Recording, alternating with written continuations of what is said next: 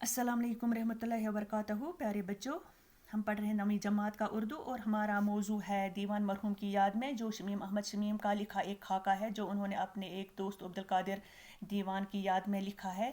और इस खाके को शमीम अहमद शमीम ने दो हिस्सों में तकसीम किया है। पहले हिस्से में उन्होंने मौत की हकीकत को समझाया है जैसा कि हमने पढ़ा, और दूसरे हिस्से में उन्होंने अब्दुल कादिर दीवान के ख़ानदान और आदात और इखलाक का जिक्र किया है, जो हमारा आज का मौजू है।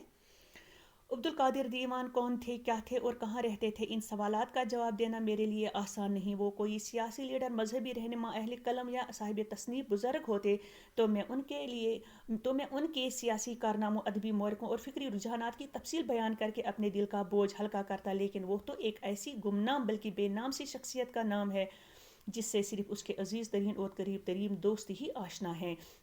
शमीम अहमद शमीम लिखते हैं कि अब्दुल कादिर दीवान कौन थे, कहाँ थे, इन सवालात का जवाब देना मेरे लिए आसान नहीं, क्योंकि ना तो वो कोई सियासी लीडर ही थे, ना कोई मजहबी रहनुमा और ना कोई कलमकार या अदीब। क्योंकि अगर वो इनमें से कोई होता तो मैं उनके कारनामों से उनका तारुफ कराता। लेकिन वो तो एक ऐसी शख्सियत है जिसे कोई नहीं जानता, जो बेनाम है, जिसे सिर्फ उसके करीब तरीन दोस्त ही जानते हैं। वो शुपियन से 1 या 1.5 किलोमीटर के फासले पर वाक़ा गाँव चोगा में दकियानूसी रईसों के ऐसे घराने में पैदा हुए थे कि जहाँ लड़कियों की तालीम गुनाही अजीम और लड़कियों की तालीम तज़े अवकात और मायूब समझी जाती थी। शमीम अहमद शमीम लिखते हैं कि वो चौगाम यानी शुपियान से 1 या 1.5 किलोमीटर दूर एक गाँव जिसका नाम चौगाम है, उस वहीं के एक पुराने दौलतमंद घराने में पैदा हुए, जहाँ पर लड़कियों की तालीम को गुनाह समझा जाता था, गुनाही अजीम, और लड़कों की तालीम को तज़े अवकात यानी वक़्त ज़ाया करना और ऐब समझा जाता था।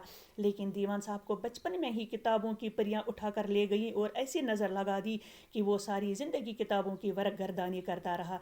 यानी कि दीवान साहब को किताबें पढ़ने का बहुत शौक़ था, इसलिए वो सारी ज़िंदगी किताबें पढ़ता रहा। बुज़ुर्गों की नज़रें बचाकर अपना पेट और अपने बाप की जेब काट कर वो किताबें खरीदता रहा और पढ़ता रहा। यानी वो अपना जेब भी काटता रहा और अपने बाप की कमाई से भी पैसे उठाकर किताबें खरीदता और पढ़ता रहा। ये उसके ज़ौक़ व शौक़ का ही मुआवजा था कि दुकान पर चाय, कपड़ा और नमक बेचते बेचते उसने पहले मैट्रिक और फिर अदीब फाजिल का इम्तहान पास कर लिया। यानी शमीम अहमद शमीम लिखते हैं ये उसका ज़ौक़ और शौक़ ही था कि उन्होंने दुकान पर चाय कपड़ा बेचते हुए पहले मैट्रिक पास किया और फिर अदीब फाजिल का इम्तहान भी पास किया। ये उनकी सोहबत का ही फैज़ है कि मैं आज 4 हरफ लिख सकता हूँ और अदबी ज़िंदगी में अच्छे बुरे कुछ ख्यालात रखता हूँ। यानी शमीम अहमद शमीम लिखते हैं मैं जो कुछ भी आज लिख रहा हूँ या लिखता हूँ या लिखने के काबिल हूँ, ये सब दीवान साहब का दिया हुआ है। मेरे अदबी ज़ौक़ की तहज़ीब दीवान साहब का कारनामा है, मेरे उस्तादों का नहीं। यानी शमीम साहब लिखते हैं कि मैं अगर अदब की कोई खिदमत कर पा रहा हूँ, ये सिर्फ दीवान साहब का ही कारनामा है, मेरे किसी उस्ताद का नहीं। वो इतना उम्दा शायराना मजाक रखते थे कि उर्दू के बड़े बड़े प्रोफेसर, शायर, नक़ाद और मुहक्किक उनके सामने हैच हैं।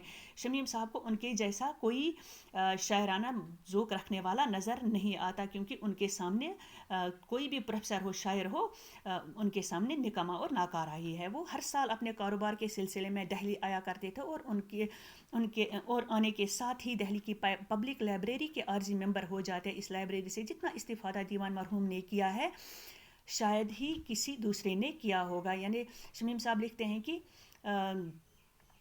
दीवान साहब साल में एक बार ज़रूर दिल्ली आया करते थे और दिल्ली की पब्लिक लाइब्रेरी में पढ़ाई करते थे या उसके मेंबर बन जाते थे। और शमीम साहब ये भी लिखते हैं कि दिल्ली की पब्लिक लाइब्रेरी से जितना फ़ायदा शमीम साहब ने उठाया और किसी ने शायद नहीं उठाया होगा।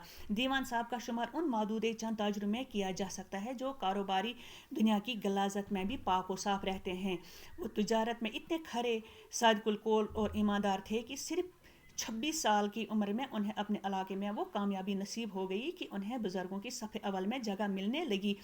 यानी शमीम साहब लिखते हैं कि वो ताजर उनका शुमार यानी दीवान साहब का शुमार दुनिया के चंद ही ऐसे ताजरों में किया जा सकता है जो कारोबार करते हुए भी कारोबारी बुराइयों और बेईमानियों से पाक व साफ रहे। वो तिजारत में भी सच्चे थे, सादिक थे और ईमानदार थे, और उसी वजह से उनकी उसी ईमानदारी और सच्चाई की वजह से وہ صرف 26 سال کی عمر میں اتنے مشہور اور اتنے کامیاب ہو گئے کہ اپنے علاقے میں انہیں بزرگوں میں جگہ ملنے لگی. وہ سخت قسم کے مذہبی آدمی تھے, یعنی وہ کٹر مذہبی تھے, لیکن زاہد خشک نہیں تھے, لیکن وہ بہت ہی جاننے والے تھے. اہل دین کے صحبت میں بیٹھتے تو سراپے زہد اور تقوی, ہمکاروں کے ساتھ ہوتے تو رندی و سرمستی کی باتیں ہوتی, لیکن اس تہذیب اور شائستگی کے ساتھ کہ رند اور مومن کا فرق کرنا مشکل ہوتا ہے. یعنی وہ اگر اہل دین کے لوگوں میں بیٹھتے تو